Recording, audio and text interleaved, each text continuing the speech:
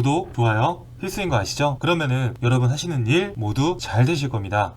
무조건 싸고 좋은 방을 원하시는 분들이 정말 많습니다. 물론 구하는 사람이나 구해주는 사람이나 마음은 같지만 싸고 좋은 집은 없습니다. 당연한 시장 원리이기 때문입니다. 그렇다고 너무 비싼 집을 사도 안 되겠죠. 이렇게 제가 솔직하게 말씀드리는 건 제가 지인들 방도 구해주고 계약도 해준 결과를 토대로 말씀을 드리는 것입니다.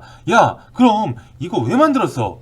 이러시겠지만은 그만큼 가치가 있기 때문에 제가 이렇게 만들게 되었습니다. 일단 가장 중요한 거는 집을 어떠한 용도로 살 것인가, 그리고 내 재정 상태, 주변 입지 조건, 편의시설 등을 체크해 보아야 할 것입니다. 그럼 다음 3주 전부터 발품을 팔아야 하는데 원룸 특성상 회전율이 빠르게 돌아가기 때문에 어떤 방이 오늘 나올 수도 있고 계약해서 안 될 수도 있기 때문입니다. 가장 좋은 건 운동도 하고 걸어 다니면서 이제 알아보는 것이 가장 좋겠지만은 우리는 스마트인 아니겠습니까? 그래서 직방 다방을 한번 켜서 봅시다. 그리고 체크사항을 체크합시다. 그럼 체크사항 한번 가볼게요. 첫 번째, 픽업을 잘 해주는 업체 및 안심중개사 업체인가 확인을 하는 것이 좀 중요합니다. 두 번째는 보증금 100만원짜리 혹은 월세 20만원짜리는 거들떠 보지 않는다는 것입니다. 세 번째는 적당한 방을 선택한 후 중개인에게 전화를 잘 건다. 이게 정말 중요한 거고요. 네 번째는 직접 가서 방 크기와 물은 잘 나오나 난방은 잘 되나, 벽지에 곰팡이는 없는가, CCTV 설치, 방충망 체크, 현관 장치 확인, 그전 세입자 파손 유무를 체크를 한다입니다. 햇살이 잘 들어오나, 방이 어느 방향으로 향하고 있는지 이것도 같이 좀 확인해 보시면 좋을 것 같습니다. 다섯 번째는 여러 방을 둘러본 후 초이스 한 방 중 두세 개의 원룸의 권리 분석을 요청을 한다는 것입니다. 그래야지 뭐 알 거 아닙니까? 여섯 번째는 중개인의 말보다 자료를 통한 권리 분석을 요청을 하고 근저당보다는 전세의 경우 전세 보전금 여부를 좀 확인하는 것이 좀 중요합니다. 일곱 번째, 잘 가려서 고른 원룸의 등기부 동본을 좀 요청을 하고 근저당 외에 다른 저당권이 여부를 좀 확인하는 것이 좀 중요합니다.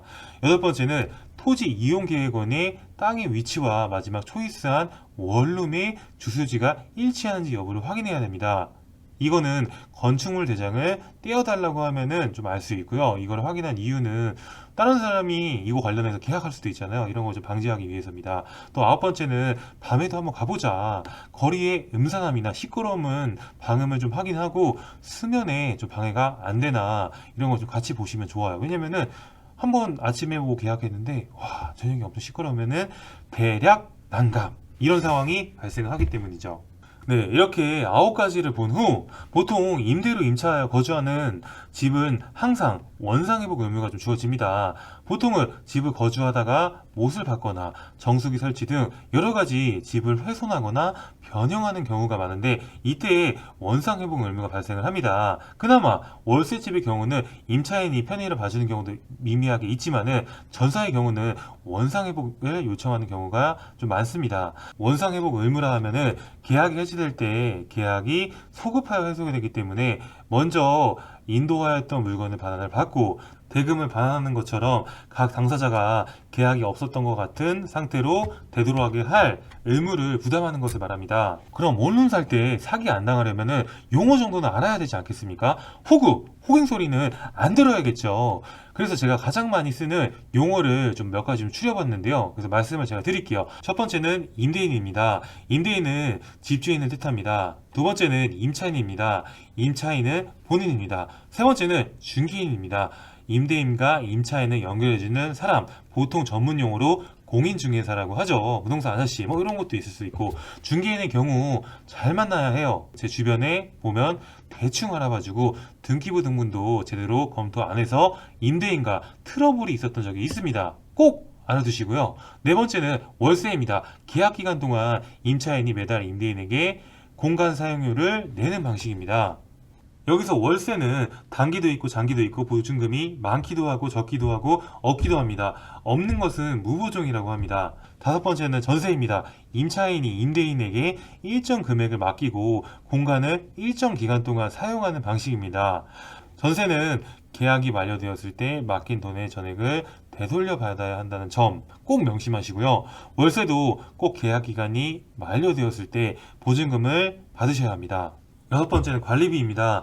공간 임대료 외 수도세, 전기세, 난방비, 건물 청소비, 경비, 엘리베이터, 수리비 등 공용으로 사용하는 서비스와 개인이 사용하는 서비스가 합쳐진 비용의 총합을 말하는 것입니다.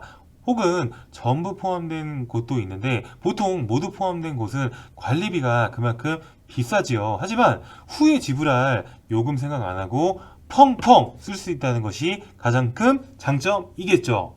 일곱 번째는 임대차 계약서입니다. 부동산이나 물건을 사용하게 하고 이에 대한 임차료를 지급하는 것을 내용으로 하는 계약서.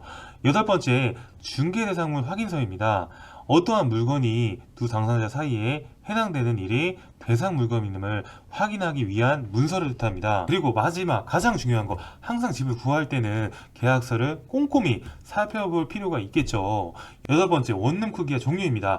방, 주방, 현관이 구분되어 있지 않고 한눈에 확 모든 구조가 들어오는 오픈형 원룸 형식이 있고, 주방이 분리되어 있는 분리형 원룸이 이렇게 크게 나눠볼 수 있습니다. 그러면 세부적으로 원룸은 방이 하나 크게 있는 것을 말하는 것을 뜻하고요. 1.5룸은 무엇인가 좀 생소하죠?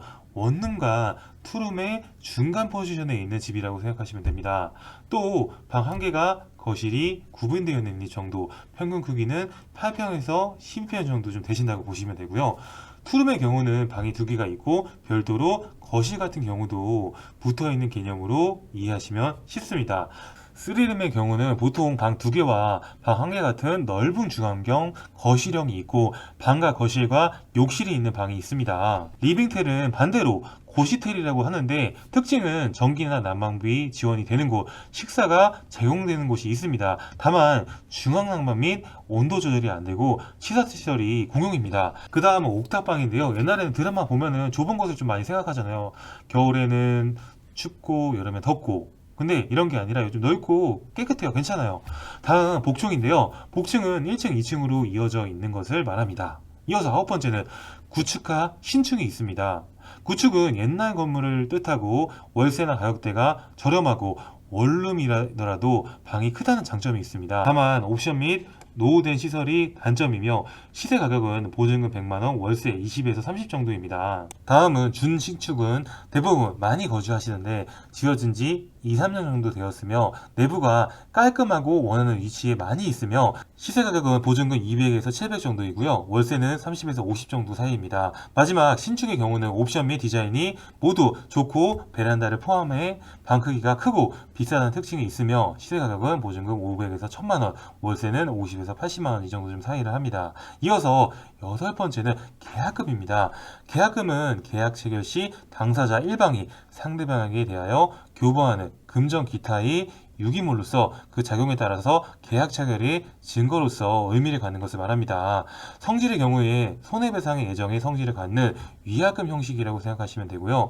본인 사유로 해지가 된다고 하면 손해배상을 해야 하기 때문에 돌려받기가 정말 힘듭니다. 그렇기 때문에 꼼꼼하게 알아보십시오. 방 하나 정말 구하려고 하는데 듣다 보니까 어렵죠. 근데 정말 하나하나 직접 부딪혀 보면 쉽고 보람도 느낄 거예요. 그리고 이 영상을 키면서 한번 진행하면서 쓱쓱 보세요. 그럼 정말 도움이 될 거고요. 세상사 알기 전에는 어렵고 알면 정말 쉬운 내용 여기까지입니다. 구독, 좋아요 필수인 거 아시죠? 그러면 시청자 여러분, 빠용!